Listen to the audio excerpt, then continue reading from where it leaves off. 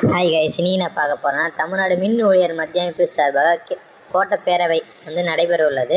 அதாவது வருகின்ற 7/1 ஞாயிற்றுக்கிழமை காலை 10 மணி அளவில் சிஐடி அலுவலகத்தில் இந்த பேரவை நடைபெற உள்ளது. அதை பற்றி தான் பார்க்க போகிறோம். இதில் அனைத்து நிர்வாகிகளும் கலந்து கொள்கின்றன. அதே போல் ஒரு சில கோரிக்கைகளை முன்னிறுத்தி அந்த மீட்டிங்கில் பேசப்படும். அந்த கோரிக்கை என்னென்னு பார்க்கலாம்.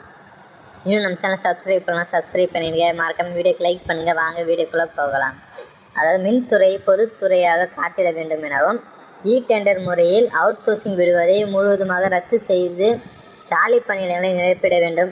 அதே போல் கேங்மேன் ஊழியர்களுக்கான சலுகைகள் விருப்ப மாறுதல் வழங்கிட மின்வாரியம் ஒப்புதல் அளிக்க வேண்டும் எனவும், ஒப்பந்த ஊழியர்கள் பகுதி நேர பணியாளர்கள் என பணி நிரந்தரம் விரைவில் செய்திட வேண்டும் எனவும், ஸ்மார்ட் மீட்டர் திட்டத்தை ரத்து செய்திடுக.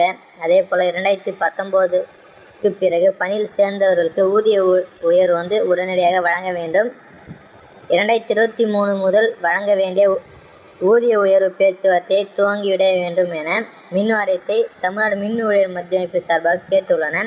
அதை பற்றி பார்த்தோம். இன்னும் நம்ம சேனல் சப்ஸ்கிரைப் பண்ணலாம், சப்ஸ்கிரைப் பண்ணிடுங்க.